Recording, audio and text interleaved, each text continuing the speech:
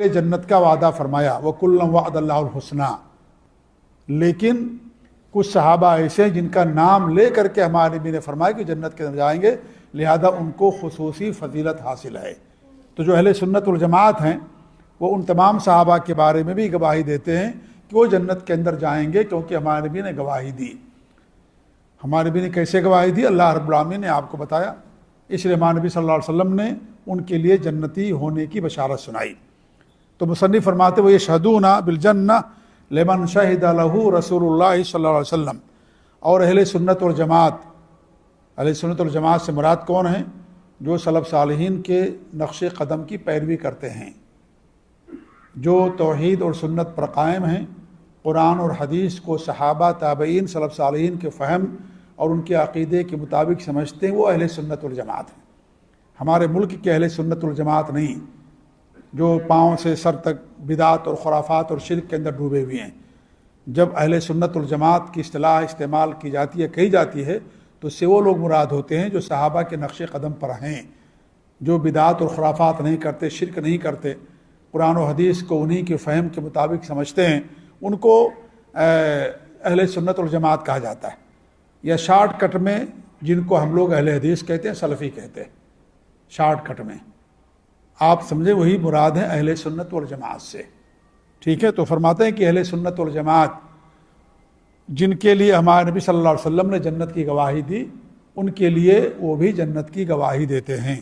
کل عشرہ، جیسے عشرہ مبشرہ، عشرہ یعنی 10 صحابہ جن کو ہمارے نبی نے ایک مجلس میں بیٹھ کر کے جنت کی بشارت سنائی، اور ان کا ذکر میں نے کیا۔ 10 صحابہ کون ہیں؟ ایک تو خلفائے راشدین ہیں، 4 اس میں آ گیا، ابو بکر و عمر، عثمان اور علی رضی اللہ تعالیٰ عنہم اجمعین، یہ 4 ہو گئے خلفائے راشدین۔ باقی 6 اور، جیسے الزبیر بن عوام، ابو عبیدہ بن الجراح، کتنے ہو گئے؟ 6 ہو گئے نا۔ سعید بن زید، یہ حضرت عمر رضی اللہ عنہ کے بہنوئی تھے، 7 ہو گئے ہاں۔ اور اس کے بعد سعد بن ابی وقاص، کتنے ہو گئے؟ 8 ہو گئے۔ اس کے بعد عبد الرحمن بن عوف، کتنے ہو گئے؟ 9 ہو گئے۔ کون بچتے ہیں؟ طلحہ بن عبید اللہ، طلحہ بن عبید اللہ، یہ 10 صحابہ ہیں جن کو ہمارے نبی نے ایک مجلس کے اندر کہا ابو بکر فی الجنہ، عمر فی الجنہ، عثمان فی الجنہ، علی فی الجنہ، ابو عبیدہ فی الجنہ، سعید بن زید فی الجنہ، اس طریقے سے نام لے لے کر کے ہمارے نبی نے فرمایا۔ تو یہ 10 صحابہ ہمارے نبی ان کو جنت کی بشارت سنائی، تو ہم بھی اس پر ایمان رکھتے ہیں، ہے نا؟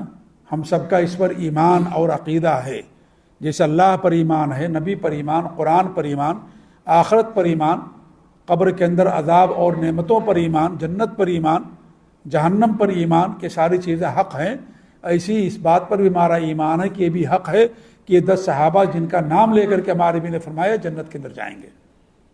ان کے علاوہ بھی اور صحابہ ہیں تو یہ سب جنت کے اندر جائیں گے۔ ابو بکر و عمر، عثمان آپ نے نام لیا۔ آج کا شیعہ کیا کہتا ہے، رافضی، کہ ابو بکر، عمر، عثمان سب کافر، سب جہنم میں جائیں گے، کہتے ہیں نا لوگ۔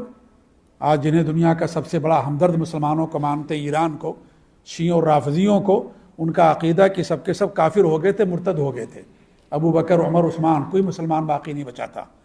ہمارے نبی فرمارے صادق مصدوق ہیں، نبی ہیں، فرمارے کہ جنت کے اندر جائیں گے، ہمارے نبی نے گواہی دی۔ اور امام ابن تیمیہ رحمۃ اللہ علیہ فرماتے ہیں کہ اس پر تمام لوگوں کا اجماع ہے، اور اس پر ہمارا ایمان ہے کہ ہمارے نبی نے جن کو جنتی ہونے کی گواہی دی، ہم بھی جنتی ہونے کی گواہی دیتے ہیں۔ اور یہ لوگ جو دنیا کے مسلمانوں کا سب سے بڑا ہمدرد بنے ہوئے ہیں، حالانکہ مسلمانوں کے سب سے بڑے دشمن ہیں، جو صحابہ کا دشمن ہو، جو قرآن کا دشمن ہو، نبی کا دشمن ہو، جو صحابہ کا خیر خواہ نہ ہو، جو صحابہ کا ہمدرد اور بہی خواہ نہ ہو، وہ کبھی بھی مسلمانوں کا ہمدرد نہیں ہو سکتا۔ جو صحابہ کو مومن نہ مانتا ہو، مسلمان نہ مانتا، ہم کو مسلمان کیسے مانیں گے؟ ہم کو مومن کیسے مانیں گے؟ لیکن دنیا دھوکے میں ہے، دنیا صرف نعرے سنتی ہے، دنیا حقیقت نہیں دیکھتی ہے کہ حقیقت کیا ہے، ان کے عقیدے کیا ہیں۔ جو قرآن میں تحریف کا عقیدہ رکھتے ہیں، قرآن بدل گیا ہے، جو حضرت عائشہ پر زنا کا الزام لگاتے ہیں، حضرت عائشہ رضی اللہ تعالیٰ عنہ پر زنا کا الزام لگاتے ہیں روافظ کہ وہ زانیہ تھی، زنا کرتی تھی، نعوذ باللہ۔ ان کا عقیدہ کہ جب ان کو مکہ مدینہ پر کنٹرول ملے گا تو عائشہ رضی اللہ تعالیٰ عنہ کو قبر سے نکال کر کے رجم کریں گے، کیونکہ وہ شادی شدہ تھی، اور اسلام میں رجم کس کے لیے ہے؟ شادی شدہ مرد یا عورت اگر زنا کر بیٹھے ان کے لیے رجم ہے۔ تو ان کا عقیدہ ہے، انہوں نے بیان کیا کتابوں کے اندر اپنے، باقاعدہ ان کا عقیدہ ہے۔ جی ہاں، تمام شیعوں اور رافضیوں کا عقیدہ ہے، اور اس کو کھلے عام بیان کرتے ہیں۔ ابو بکر سے تبرہ، عمر سے تبرہ، ان پر لعنت، حضرت عثمان پر لعنت، اور دیگر صحابہ پر لعنت بھیجتے ہیں لوگ۔ چند صحابہ کو چھوڑ کر کے باقی سب مرتد ہو گئے تھے ان کے یہاں۔ جو صحابہ کو مومن اور مسلمان نہ سمجھتا ہو، آج کے دور میں ہمیں مسلمان سمجھیں گے؟ وہ ہمیں مومن سمجھیں گے؟ وہ نہیں سمجھتے ہیں، ہم کو کافر کہتے ہیں وہ لوگ، ہم کو مسلمان نہیں مانتے۔ جو صحابہ کو مسلمان نہ مانتا ہو، ہم کو کیسے مسلمان مانیں؟ تو جو صحابہ کا ہمدرد نہ ہو، صحابہ کو مسلمان نہ مانتا ہو، وہ مسلمانوں کا ہمدرد کیسے ہوگا؟ اگر پورے اسرائیل کو ختم کر دے ایران، اور دنیا میں کسی یہودی کو نہ چھوڑے، تو بھی مسلمانوں کا ہمدرد نہیں ہو سکتا ہے۔ آج بات نوٹ کر لیجئے، دنیا کے سارے یہودیوں کو، سارے کرسچین کو مار ڈالے وہ، تب بھی مسلمانوں کا ہمدرد وہ نہیں ہو سکتا۔ یہ بات نوٹ کر لیجئے آپ لوگ، جو صحابہ کا ہمدرد نہیں ہے وہ مسلمانوں کا ہمدرد نہیں ہو سکتا۔ جی، وہاں دیکھیے ایران میں مسلمانوں کے اوپر کتنے مظالم ڈھائے جا رہے ہیں۔ وہاں ممبر جو پارلیمنٹ ہے، پارلیمنٹ کی دیوار پر لکھا ہو یہاں پر کسی سنی کا داخلہ منع ہے، نہیں داخل ہو سکتا پارلیمنٹ کے اندر۔ یہودی پارلیمنٹ کا ممبر بن سکتا ہے، ہر مذہب مسلک کا بن سکتا، لیکن سنی نہیں بن سکتا۔ باقاعدہ پارلیمنٹ کی دیوار پر موٹے حروف میں لکھا ہوا ہے کہ ہاں سنی نہیں آ سکتا۔ جی، جس ملک میں ابو بکر، عمر، عثمان، عائشہ، حفصہ کے نام پر پابندی ہے، اس مسلمان کو آپ لوگ مسلمانوں کا ہمدرد سمجھتے ہیں؟ وہاں ابو بکر نام نہیں رکھ سکتے، عمر اور عثمان کا نام نہیں رکھ سکتے اس ملک کے اندر، عائشہ کا نام نہیں رکھ سکتے، حفصہ کا نام نہیں رکھ سکتے، جو امہات المومنین ان کا نام نہیں رکھ سکتے، وہاں پر پابندی اس ملک کے اندر نہیں رکھ سکتے وہاں پر۔ جی، قرآن کے حفظ پر پابندی ہے، جمعہ، عیدین پر پابندی ہے۔ ایسے ملک کو دنیا آج مسلمانوں کا ہمدرد سمجھتی ہے کہ سب سے زیادہ ہمدرد مسلمانوں کے وہی ہیں، جس نے دنیا میں سب سے زیادہ شرک پھیلایا، سب سے زیادہ مزار پوری دنیا میں ایران کے اندر ہے، سب سے زیادہ شرک اور قبر پرستی ایران کے اندر ہوتی، سب سے زیادہ پوری دنیا کے اندر، ترکیہ سے، مصر سے، دنیا کے ہر ملک سے زیادہ وہاں پر شرک ہوتا ہے۔ اتنے زیادہ مزارات اور قبر پرستی دنیا کے اندر نہیں پائی جاتی ہے۔ جس نے حضرت عثمان کو قتل کیا، اس کے نام پر یونیورسٹی ہے وہاں پر، مالک اشتر نے قتل کیا تھا حضرت عثمان کو، اس کے نام پر ٹیکنالوجی کی یونیورسٹی ہے تہران کے اندر، بہت بڑی، ٹھیک ہے۔ اور جس نے حضرت عمر کو شہید کیا، قتل کیا، اس کا بہت بڑا مزار ہے تہران، ایران کے اندر، بہت بڑا مزار اس کا، ابو فیروز لولو مجوسی نام تھا اس کا بہت بڑا مزار ہے۔ یہ سارے حقائق ہیں، لوگ نہیں سمجھتے ان ساری چیزوں کو۔ سب سے بڑے دشمن ہیں جو صحابہ کے، وہاں ہمارے اور آپ کے دوست اور جو ہے وفادار کیسے ہو سکتے ہیں؟ اتنی بڑی دشمنی ان کے یہاں پائی جاتی ہے مسلمانوں کے تعلق سے، صحابہ کے تعلق سے۔ جی ہاں، یہ سارے ان کے عقیدے ہیں، سارے حقائق ہیں جو لوگوں کی نظروں سے اوجھل ہیں، جو ساری چیزیں ان کے یہاں پائی جاتی ہیں، پھر بھی سب سے زیادہ ان کو مسلمانوں کو لوگ جو ہے ہمدرد سمجھتے ہیں کہ مسلمانوں کے ہمدرد ہیں وہ، نعوذ باللہ من ذالک۔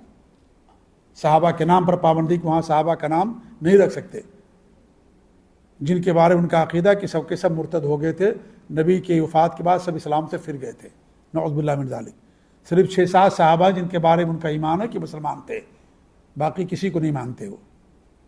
تو ہمارے نبی فرماتے ہیں 10 صحابہ جنتی، ابو بکر، عمر، عثمان، یہ کہتے نہیں کافر جہنمی، ان پر لعنت بھیجتے، تبرہ کرتے ہیں ان کے اوپر، وہ نام نہیں رکھ سکتے۔ اس لیے آپ دیکھیے پورے ایران کے اندر کسی کا نام حفصہ اور عائشہ نہیں پائیں گے آپ، بچیوں کا، لڑکوں کا عمر، عثمان، ابو بکر نام نہیں پائیں گے آپ، پابندی، آپ وہ نام رکھ ہی نہیں سکتے وہاں پر۔ جی ہاں، تو اس طرح کی پابندیاں وہاں پر مسلمانوں کے اوپر۔ اہواز میں دیکھیے مسلمان وہاں پر عرص حیات تنگ ہے، سب سے زیادہ پٹرول ایران میں اہواز میں نکلتا ہے، جہاں پورے کے پورے سنی ہیں، لیکن بھیڑ بکریوں کے طریقے سے لوگ زندگی گزارتے ہیں۔ ایسا لگتا ہے کہ آج سے 13 سال پہلے والی زندگی لوگ گزارتے ہیں، اتنی زیادہ ان کو پریشانی میں رکھا جاتا ہے، پھر بھی لوگ ان کو سمجھتے ہیں کہ دنیا کا سب سے زیادہ وفادار جو ہے ملک یہی ہے۔ جی ہاں، سب سے زیادہ یہودی مشرق وسطیٰ میں ایران کے اندر ہیں، اسرائیل کے بعد۔ ان کے لیے ہر طرح کی آزادی، ممبر پارلیمنٹ ہوتے ہیں باقاعدہ یہودی وہاں پر، لیکن کوئی سنی ممبر پارلیمنٹ نہیں ہو سکتا، الیکشن میں حصہ نہیں لے سکتا، پابندی ان کے اوپر نہیں لے سکتے وہ۔ اسی بنیاد پر یہ ان کی حکومت آئی تھی، خمینی جو لے کر کے آیا تھا اسی بنیاد کے اوپر لے کر کے آیا تھا۔ پہلے بھی وہاں پر انہی کی حکومت تھی، لیکن تھوڑا لبرل قسم کا آدمی تھا جو صفی حکومت تھی، اور یہ جب آیا تو اس طریقے سے پورے ملک کو ایرانی رافضیت اور شیعیت کے اندر ڈھکیل دیا، اور اس طریقے سے سب کے اوپر اس نے ظلم و زیادتی کی۔ تو یہ ان کے عقیدے ہیں کہ ان کو باقاعدہ وہ لوگ مسلمان ہی نہیں مانتے، صحابہ کرام کو، ابو بکر، عمر، عثمان کو، اور بھی صحابہ کرام 6-7 صحابہ ہیں جنہیں وہ مسلمان مانتے نبی کی وفات کے بعد، ورنہ سب کو کافر مانتے وہ لوگ، وہ باقاعدہ اپنی کتابوں کے اندر لکھتے۔ تو ہمارے نبی فرماتے ہیں کہ یہ 10 صحابہ جنتی ہیں، تو جو اہل سنت ہیں وہ ان کے جنتی ہونے کی گواہی دیتے ہیں، جیسے ہم گواہی دیتے ہیں کہ اللہ کے علاوہ کوئی معبود برحق نہیں ہے اور محمد صلی اللہ علیہ وسلم اللہ کے نبی اور رسول ہیں، ایسے ہم گواہی دیتے ہیں کہ سب کے سب جنت کے اندر جائیں گے، جنت کے بالا خانوں کے اندر رہیں گے۔ یہ ہمارا اس پر ایمان ہے، یہ ہمارا اس پر عقیدہ ہے، کیونکہ نبی صلی اللہ علیہ وسلم صادق مصدوق ہیں، آپ کی زبان سے نکلی ہوئی ہر بات وحی ہے، آپ نے جو کچھ فرمایا سچ فرمایا۔ تو یہ عشر مبشرہ، وہ ثابت بن قیس بن شماس، اور ثابت بن قیس بن شماس کے بارے میں ہمارے نبی نے فرمایا کہ کیا ہوں گے، یہ بھی جنت کے اندر جائیں گے، وغیرہم من الصحابہ، اور ان کے علاوہ جو صحابہ ہیں، ان کے علاوہ بھی صحابہ کو ہمارے نبی نے جنت کی بشارت دی۔ لہذا اہل سنت والجماعت ایسے صحابہ کے بارے میں کیا کرتے ہیں، انہیں جنتی ہونے کی گواہی دیتے ہیں، جنتی ہونے کی گواہی دیتے ہیں۔ یہاں پر انہوں نے ثابت بن قیس کا نام صرف بیان کیا ہے، ورنہ تقریباً یعنی اور بھی دیگر صحابہ کرام ہیں جن کو ہمارے نبی نے جنت کی گواہی دی ہے کہ وہ جنتی ہیں، صرف ثابت بن قیس نہیں ہے، باقی اور بھی صحابہ ہیں۔ اس لیے مسلم نے کیا فرمایا، وغیرہم من الصحابہ، یعنی ان کے علاوہ بھی صحابہ ہیں جن کو ہمارے نبی نے جنت کی بشارت سنائی کہ وہ لوگ جنت کے اندر جائیں گے۔ یہ 10 تو ہو گئے، ثابت بن قیس کا نام لیا انہوں نے، امام ابن تیمیہ رحمۃ اللہ علیہ نے، اور کیا فرمایا، وغیرہم من الصحابہ، ان کے علاوہ بھی صحابہ ہیں جن کو ہمارے نبی نے جنتی ہونے کی گواہی دی ہے، لہذا اہل سنت والجماعت ان کو بھی جنتی ہونے کی گواہی دیتے ہیں۔ انہی میں سے دیکھیے مثال کے طور پر حسن اور حسین ہیں، حسن اور حسین رضی اللہ تعالیٰ عنہم، ہمارے نبی نے کیا فرمایا کہ سیدہ شباب اہل الجنہ، کہ جنت میں نوجوانوں کے سردار ہوں گے، کون؟ حسن اور حسین رضی اللہ تعالیٰ عنہما، علی رضی اللہ تعالیٰ عنہ کے دونوں بیٹے حسن حسین کے بارے میں۔ ایسے حمزہ رضی اللہ کے بارے میں ہمارے نبی نے فرمایا، حمزہ کون تھے؟ ہمارے نبی کے چچا تھے جن کو غزوہ احد کے اندر شہید کیا گیا، تو انہوں نے ہمارے نبی نے کیا فرمایا، سید الشہداء حمزہ بن عبد المطلب، تمام شہیدوں کے سردار کون ہیں؟ حمزہ بن عبد المطلب ہیں، اور شہیدوں کے لیے جنت اللہ رب العالمین نے وعدہ فرمایا، لہذا یہ بھی جنت کے اندر جائیں گی۔ امام البانی رحمۃ اللہ نے سلسلہ صحیحہ کے اندر اس حدیث کو بیان کیا، صحیح قرار دیا۔ سید الشہداء کون؟ حمزہ بن عبد المطلب، تمام شہیدوں کے سردار، لیکن دنیا حضرت حسین کو سید الشہداء کہتی ہے۔ نبی کیا فرماتے ہیں؟ حضرت حمزہ سید الشہداء ہیں، اللہ کے رسول کی حدیث، لیکن دنیا اگر آپ کہہ دے جا کر کے تو لوگ آپ پر کفر کا فتویٰ لگا دیں گے، کہیں گے نہیں حضرت حسین شہیدوں کے سردار، اللہ کے رسول کی حدیث صحیح حدیث ہے کہ حضرت حمزہ سید الشہداء ہیں، تمام شہیدوں کے سردار حضرت حمزہ رضی اللہ تعالیٰ عنہ۔ ایسے بلال بن رباح رضی اللہ تعالیٰ عنہ کے بارے میں، غلام تھے یہ بلال بن رباح رضی اللہ تعالیٰ عنہ، ان کے بارے میں ہمارے نبی نے جنت کی بشارت سنائی، جیسا کہ مسلم کی روایت ہے کہ اللہ کے رسول صلی اللہ علیہ وسلم نے صبح میں ایک دن حضرت بلال کو بلایا اور کہا کہ بلال تم کون سا ایسا عمل کرتے ہو کہ میں نے اپنے آگے تمہارے قدموں کی آہٹ سنی، اپنے آگے تمہارے قدموں کی آہٹ سنی۔ تو حضرت بلال نے فرمایا کہ جب بھی میں وضو کرتا ہوں 2 رکعت نماز پڑھتا ہوں، تحیۃ الوضو کہہ لیجیے اس کو، کہ وضو کرنے کے بعد 2 رکعت نماز پڑھنا۔ تو ہمارے نبی نے کہا کہ اپنے آگے میں نے تمہارے قدموں کی آہٹ سنی، تو اس کا مطلب یہ کہ وہی جنت کے اندر جائیں گے۔ اس طریقے سے آل یاسر رضی اللہ تعالیٰ عنہ کا خاندان، ان کی بیوی جن کا نام تھا سمیہ، ان کے بیٹے عمار، یہ 3 لوگ تھے جنہوں نے اسلام قبول کیا، اور ان کو بڑی سزائیں دی گئی، مکے کے اندر کافی سزا دی گئی حضرت یاسر رضی اللہ عنہ کو، اور سمیہ شہید بھی ہو گئی، سمیہ رضی اللہ تعالیٰ عنہ۔ تو ہمارے نبی وہاں سے گزرتے تو کیا کہتے تھے، صبرن یا آل یاسر فإن موعدکم الجنہ، اے آل یاسر صبر کرو، تمہارا ٹھکانہ جنت کے اندر ہے، تمہیں جنت ملے گی۔ تو ہمارے نبی نے باقاعدہ ان کے لیے جنت کا وعدہ فرمایا۔ ایسے وکاشہ بن محصن ہیں رضی اللہ تعالیٰ عنہ، ہمارے نبی نے ایک لمبی حدیث میں فرمایا کہ میرے اوپر امتوں کو پیش کیا گیا، کچھ اس میں امتیں ایسی تھیں جن کے پیچھے چلنے والا کوئی نہیں تھا، کچھ ایسے جس نبی کے پیچھے چلنے والے، کچھ امتیں جن کے کچھ نبی ایسے تھے جن کے پیچھے چلنے والے 2 تھے 3 تھے، چند لوگ تھے۔ تو پھر ہماری ایک بڑی امت دکھائے گی، تو میں سمجھا کہ میری امت کے لوگ ہیں، تو کہا کہ موسیٰ علیہ السلام کی قوم ہیں، تو ان سے بڑی امت مجھے دکھائی گئی، تو کہا گیا کہ یہ آپ کی امت کے لوگ ہیں۔ تو ہمارے نبی نے فرمایا کہ ان میں سے 70,000 ایسے ہوں گے جو بغیر حساب و کتاب کے جنت میں داخل ہوں گے۔ تو عکاشہ بن محصن رضی اللہ عنہ کھڑے ہوئے، انہوں نے کہا کہ اللہ کے رسول صلی اللہ علیہ وسلم آپ میرے لیے دعا کر دے کہ میں بھی انہی میں سے ہو جاؤں۔ تو ہمارے نبی نے فرمایا کہ آپ بھی انہی میں سے ہیں، یعنی تم بھی انہی میں سے ہو۔ پھر اس کے بعد ایک اور صحابی کھڑے ہوئے، تو ہمارے نبی نے کیا فرمایا؟ سبق کا بھی وکاشہ سبقت لے گئے۔ تو نیکی کے کام میں انسان کو سبقت لے جانا چاہیے، خیر کے کام میں، بھلائی کے کام میں پیچھے نہیں رہنا چاہیے۔ ہم لوگ بھلائی کے کام میں پیچھے رہتے ہیں، آگے سب میں جگہ خالی ہے، ہم نہیں جائیں گے، دوسروں کو ڈھکیلیں گے، آپ چلے جاؤ، آپ چلے جاؤ، آپ جائیے بھائی، اللہ نے آپ کو موقع دیا، آپ جاؤ پہلے سب کے، دوسروں کو ڈھکیل رہے۔ کیا آپ اور ہم نیکی نہیں چاہتے ہیں؟ سب نیکی کے محتاج ہیں، تو ہم دوسروں کو بھیجتے ہیں کہ آگے آپ جائیے۔ وہ کھڑے ہو گئے، ہمارے نبی نے کہا کہ آپ انہیں میں سے ہو۔ تو ان کے سبقت کی وجہ سے اور آگے بڑھ جانے کی وجہ سے ان کو جنت کی بشارت ہمارے نبی نے سنا دی کہ آپ انہیں میں سے ہیں۔ تو نیکی کام میں انسان کو ہمیشہ سبقت لے جانا چاہیے۔ وَسَارِعُوا إِلَىٰ مَغْفِرَةٍ مِّن رَبِّكُمْ، اپنے رب کی مغفرت کی طرف دوڑ کر کے جاؤ۔ وَجَنَّةٍ عَرْضُهَا السَّمَاوَاتُ وَالْأَرْضُ، اور اس جنت کی طرف دوڑ کر کے جاؤ جس کی چوڑائی آسمان اور زمین سے زیادہ ہے۔ تو نیکی کام میں انسان کو سبقت کرنا چاہیے۔ ثابت بن قیس جن کا نام لیا انہوں نے، امام ابن تیمیہ رحمۃ اللہ علیہ نے، یہ بہت بڑے خطیب تھے، ان کی آواز بہت بلند تھی۔ تو سورہ حجرات میں جب یہ آیت نازل ہوئی، یا ایھا الذین آمنوا لا ترفعوا اصواتکم فوق صوت النبی، اے ایمان والو اپنی آواز کو نبی کی آواز پر اونچی نہ کرو، بلند نہ کرو۔ تو ان کی آواز بہت بلند تھی، طبعی طور پر ان کی آواز بہت بلند تھی۔ کچھ لوگ ہوتے ہیں جن کی آواز بہت اونچی رہتی ہے، تو اللہ کے رسول صلی اللہ علیہ وسلم کے سامنے بات بھی کرتے تھے تو ان کی آواز اونچی ہو جاتی تھی۔ تو جب یہ آیت نازل ہوئی تو یہ گھر میں اپنے آپ کو باندھ لیا انہوں نے، اور کہنے لگے کہ میں تو جہنم کے اندر چلا جاؤں گا اور میرے اعمال برباد ہو جائیں گے، کیونکہ میری آواز نبی کی آواز پر بلند ہو جاتی ہے۔ تو 1-2 دن ہمارے نبی نے ان کو نہیں پایا، گھر ہی کے اندر نماز پڑھ رہے ہیں، گھر ہی کے اندر نہیں آ رہے۔ تو ہمارے نبی نے پوچھا کہاں ہیں وہ؟ تو ان کے پڑوسی تھے سعد بن معاذ رضی اللہ تعالیٰ عنہ۔ تو وہ گئے، پتہ کیے تو پتہ چلا کہ وہ اس وجہ سے نہیں آ رہے ہیں اور اپنے آپ کو سمجھ رہے کہ میں ہلاک و برباد ہو گیا، کیونکہ میری آواز ہمیشہ بلند ہو جاتی ہے نبی صلی اللہ علیہ وسلم پر۔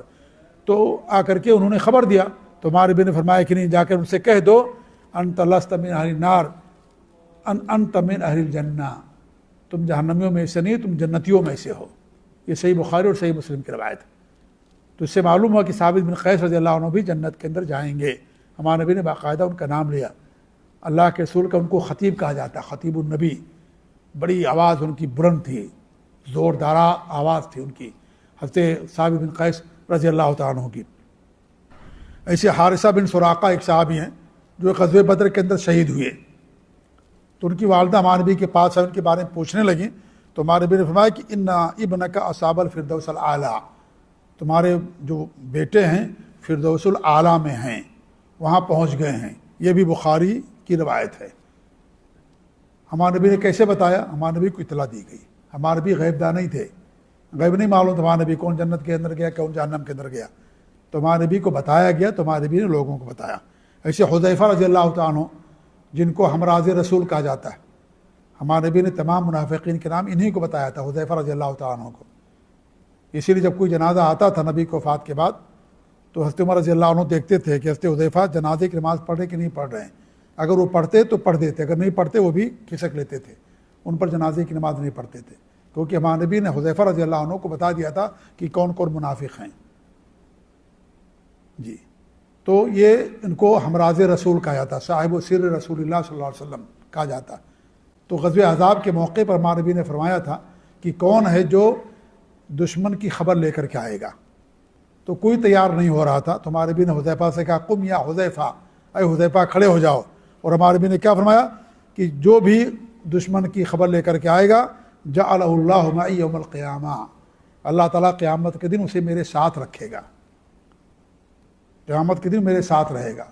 تو کوئی نہیں کھڑا ہو رہا تھا کیونکہ سخت آندھی اور طوفان تھا، دشمن سامنے تھے یہ غزوہ احزاب کے موقع پر۔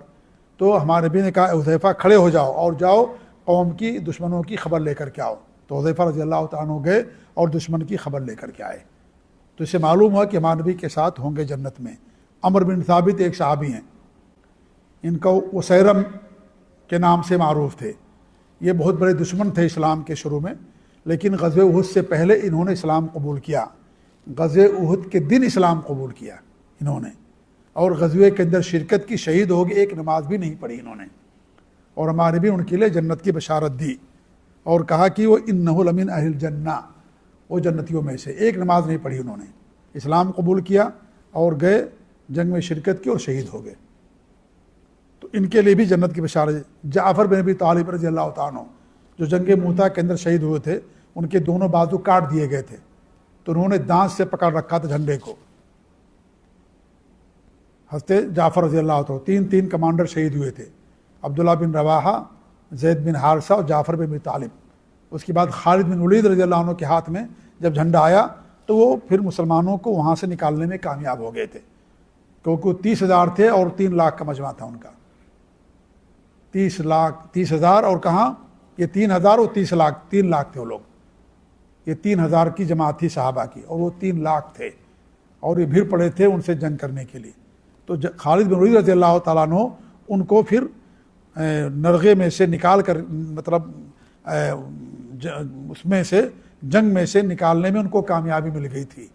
جی ہاں، حضرت خالد بن ولید رضی اللہ عنہ کو بہت بڑے سپاہ سالار تھے، انہوں نے کیا کہ جب ان کو کمانڈنگ ملی تو انہوں نے بدل دیا، جو دشمنوں کے سامنے تھے ان کو پیچھے کر دیا، پیچھے والوں کو آگے کر دیا۔ دشمنوں نے یہ سمجھا کہ نئی فوج آ گئی ہے مسلمانوں کی، تو وہ بھی بھاگنے لگے اور پھر ان کو نکالنے میں کامیاب ہو گئے۔ حضرت خالد بن ولید رضی اللہ تعالیٰ عنہ بہت بڑی عقل اور سوجھ بوجھ اللہ نے ان کو دے رکھی تھی، اس لیے ان کے بارے میں پوری تاریخ ہے کہ جس جنگ کے اندر انہوں نے شرکت کی کبھی ہار نہیں ہوئی، اسلام کی حالت میں بھی اور کفر کی حالت میں بھی۔ وہ غزوہ احد میں وہی تھے جنہوں نے اس جنگ کو فتح میں بعد میں ان کی فتح میں تبدیل کر دیا تھا، وہی خالد بن ولید رضی اللہ تعالیٰ عنہ تھے۔ اس وقت مسلمان نہیں ہوئے تھے، یہ صلح حدیبیہ کے بعد انہوں نے اسلام قبول کیا خالد بن ولید رضی اللہ تعالیٰ عنہ نے۔ تو یہ جعفر رضی اللہ عنہ کے بارے میں اللہ کے رسول نے فرمایا کہ میں نے ان کو دیکھا، جعفر ابن ابی طالب کو، کہ وہ فرشتوں کے ساتھ جنت کے اندر 2 بازو سے اڑ رہے ہیں جنت کے اندر۔ یہ ترمذی کی روایت، امام البانی اس کو صحیح قرار دیا۔ ایسے عبداللہ بن سلام ہیں، یہ یہودیوں میں سے تھے، مدینہ کے اندر انہوں نے اسلام قبول کیا، تو ان کے بارے میں نبی صلی اللہ علیہ وسلم نے جنت کی بشارت سنائی۔ ایسے ہی آپ سمجھے فاطمہ خواتین میں جنت میں نوجوانوں کی سردار، ایسے ہی خدیجہ، مریم اور آسیہ رضی اللہ تعالیٰ عنہن کے بارے میں نبی نے فرمایا کہ 4 عورتیں ایسی ہیں جو جنت میں سردار ہوں گی عورتوں کی، مریم، فاطمہ، خدیجہ اور آسیہ رضی اللہ۔ آسیہ، یہ آسیہ کون تھی؟ فرعون کی بیوی تھی آسیہ۔ جی، ایسے رمیسہ بنت ملحان، یہ ام سلیم رضی اللہ تعالیٰ عنہ کی والدہ تھیں، یہ کیا نام ہے حضرت انس مالک کی والدہ تھیں، اور ان کی کنیت تھی ام سلیم، ان کا نام تھا رمیسہ۔ کیا نام تھا؟ رمیسہ ان کا نام تھا، سواد سے لکھا جاتا ہے رمیسہ، کچھ لوگ ساتھ سے بھی لکھتے ہیں، تو رمیسہ ان کا نام تھا، اور کنیت تھی ام سلیم۔ اور یہ حضرت انس رضی اللہ تعالیٰ عنہ جو اللہ کے رسول خادم تھے ان کی والدہ تھیں۔ ہمارے نبی نے ان کے بارے میں بھی جنت کی بشارت سنائی۔ بخاری مسلم کی روایت ہے، رأیتنی دخلت الجنہ، میں نے خواب میں دیکھا کہ میں جنت میں داخل ہوا، فإذا أنا بالرمیسہ، میرے ساتھ ساتھ رمیسہ بھی جنت میں داخل ہوئی، امرأۃ ابی طلحہ، یہ ابو طلحہ کی بیوی، تو یہ ام سلیم ان کی کنیت اور رمیسہ ان کا نام تھا۔ تو ان کے لیے بھی ہمارے نبی نے جنتی کی گواہی دی کہ جنت کے اندر ہوں گی۔ ایسے ام حرام بنت ملحان، یہ رمیسہ کی بہن تھیں، ان کا یہ ام حرام جو ہے ان کی کنیت تھی اور ام سلیم کی بہن تھیں، اور عبادہ بن صامت رضی اللہ تعالیٰ عنہ جو صحابی رسول ہیں ان کی بیوی تھیں، اور حضرت انس کی کیا بنیں گی؟ خالہ۔ حضرت انس کی والدہ کی بہن کیا ہوں گی؟ خالہ ہوں گی نا ارشد بھائی؟ ہاں، ان کی خالہ تھیں، حضرت انس رضی اللہ تعالیٰ عنہ کی خالہ تھیں۔ ہمارے نبی ان کے بارے میں فرمایا، یہ بخاری مسلم کی روایت، اول جیش من امتی یغزون البحر قد اوجبوا، ہماری امت کا سب سے پہلا لشکر جو سمندر کے ذریعے سے غزوہ کرے گا ان کے لیے جنت واجب ہو گئی ہے۔ تم میں حرام نے فرمایا کہ نبی صلی اللہ علیہ وسلم میرے لیے بھی دعا کر دیجئے کہ میں انہی میں سے ہو جاؤں، تو ہمارے بھی فرمایا کہ انت فیہم، آپ انہی میں سے ہیں۔ اس لیے حضرت ام حرام یہ جب حضرت امیر معاویہ رضی اللہ عنہ کے دور میں، امیر المومنین معاویہ رضی اللہ عنہ کے دور خلافت میں جب ان کے اوپر حملہ کیا گیا روم کے اوپر سمندری بحری بیڑے سے، تو اس میں ام حرام بھی شامل تھیں، اور واپسی پر ان کی وفات ہو گئی تھی، واپسی پر ان کی وفات ہو گئی تھی راستے ہی میں، اس کے اندر یہ شامل ہوئی تھی۔ تو ہمارے بھی ان کے لیے دعا کی کہ آپ بھی انہی میں سے ہو۔ تو ہمارے بھی نے فرمایا کہ جو بھی اس کے اندر شامل ہوگا سب کے لیے ہمارے بھی نے جنت ہونے کی بشارت دی کہ وہ جنت کے اندر جائیں گی۔ اور ام حرام کے بارے میں آپ نے فرمایا کہ خاص طور پر کہ انت فیہم، کہ آپ انہی میں سے ہیں۔ تو یہ کچھ صحابہ ہیں، صحابیات ہیں جن کے لیے ہمارے نبی صلی اللہ علیہ وسلم نے جنت کی بشارت دی ہے۔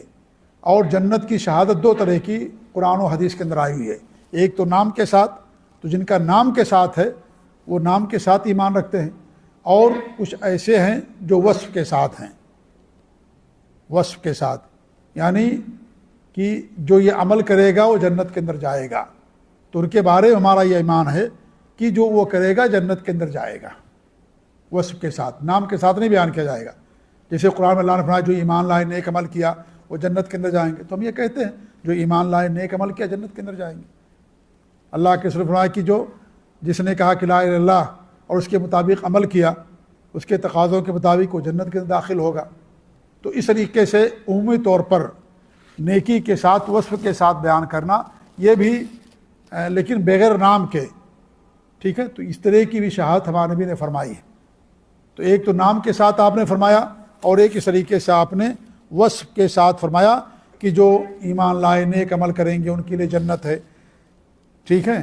تو اس طریقے سے ہم ان کے بارے میں کہیں گے کہ ایسے لوگوں کو بھی اللہ تعالیٰ جنت کے داخل کرے گا، لیکن اگر کوئی رکاوٹ آ جائے گی تو اس رکاوٹ کی بنیاد پر جنت کے اندر نہیں داخل ہوں گے، کوئی رکاوٹ اگر آ گئی تو۔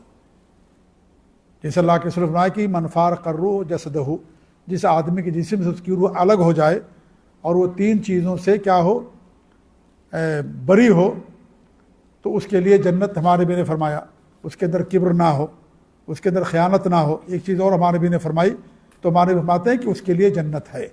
اب ہو سکتا ہے کسی انسان کے اندر کبر نہ ہو، لیکن اگر شرک کا ارتکاب کرے گا جنت کے اندر جائے گا نہیں۔ ہمارے بھی فرمایا کہ جو آدمی مکے مدینہ کے اندر جس کی وفات ہو جائے اس کے لیے میں سفارش کروں گا، لیکن اگر مدینہ کے اندر وفات ہو اور اللہ تعالیٰ کے ساتھ شرک کرنے والا ہو تو ہمارے بھی اس کے لیے کبھی بھی سفارش نہیں کریں گے، ہے کہ نہیں ہے؟ یا سفارش کریں گے اس کے لیے؟ نہیں کریں گے، کیونکہ سفارش کے لیے توحید شرط ہے، توحید شرط ہے اس کے لیے۔ تو اس طریقے ہمارے بھی فرمایا کہ جو آدمی ہر فرض نماز کے بعد آیت الکرسی پڑھتا ہے تو جنت میں جانے کے لیے کیا رکاوٹ ہے؟ موت ہے، انسان مر گیا جنت میں سیدھے چلا جائے گا، تو کیا ہر آیت الکرسی پڑھنے والا جنت کے اندر جائے گا؟ نہیں، جو لوگ شرک کرتے ہیں وہ بھی آیت الکرسی پڑھتے ہیں فرض نمازوں کے بعد، لیکن وہ جنت کے اندر نہیں جائیں، کیونکہ رکاوٹ آئے گی۔ یہاں پر رکاوٹ کیا آئے گی؟ شرک کرنا، یہ سب سے بڑی رکاوٹ ہے، کیونکہ شرک کرنے والوں پر جنت حرام ہے۔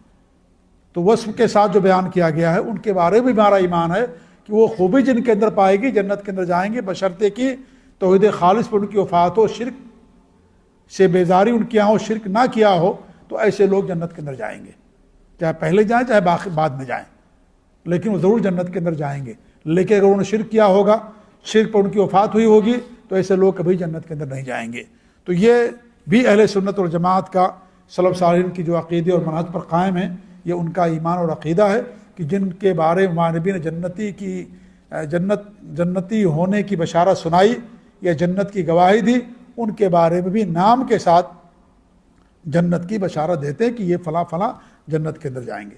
ویسے تمام صحابہ کے بارے میں اللہ رب العالمین کہ وَكُلًّا وَعَدَ اللَّهُ الْحُسْنَىٰ، ہم تمام صحابہ کے بارے میں اللہ کی ذات سے ہی یقین اور امید رکھتے ہیں کہ انشاءاللہ سب کے سب جنت کے اندر ہوں گے، کیونکہ اللہ رب العالمین سب کے لیے جنتی کا وعدہ کیا ہے۔ لیکن نام کے ساتھ انہی کو بیان کیا جائے گا جن کا نام ہمارے نبی نے لیا ہے. جن کا نام نہیں لیا ان نام کے ساتھ ہم نہیں بیان کریں گے، لیکن یہ کہیں گے کہ تمام صحابہ انشاءاللہ جنت کے اندر جائیں گے. جیسے ہم کہتے ہیں تمام اہل ایمان جنہوں نے شرک نہیں کیا ہوگا، توحید خالص پر ہوں گے، جنت کے اندر جائیں گے. لیکن کسی نام کے ساتھ آپ نہیں کہہ سکتے کہ فلاں آدمی جنت کے اندر جائے گا، فلاں آدمی جنت کے اندر جائے گا، نہیں کہہ سکتے. آپ عمومی طور پر بات کہہ سکتے ہیں کہ جو بھی اہل ایمان ہیں، شرک نہ کرنے والے ہیں، توحید پر ان کی وفات ہوگی، شرک پر ان کی وفات نہیں ہوئی، تو ایسے لوگ جنت کے اندر جائیں گے. لیکن نام کے ساتھ نہیں کہہ سکتے. ہو سکتا وفات کو شرک کر بیٹھے، کس پر اس کی وفات ہوگی انسان نہیں جانتا ہے. تو جن کے بارے میں نبی نے گواہی دی کہ جنتی، ان کے بارے ہم بھی گواہی دیتے ہیں کہ جنت کے اندر جائیں گے. اللہ تعالیٰ سے دعا کہ اللہ رب العالمین قیامت کے دن ہمیں اپنے نبی صلی اللہ علیہ وسلم کی رفاقت اور صحابہ کی رفاقت نصیب فرمائے. اللہ تعالیٰ ہمیں ان کے نقش قدم پر قائم رکھے، اور اللہ رب العالمین ہمیں نیک اعمال کی توفیق دے. آمین. وصلی اللہ علی محمد وعلی آلہ وصحبہ اجمعین. والسلام علیکم ورحمۃ اللہ وبرکاتہ.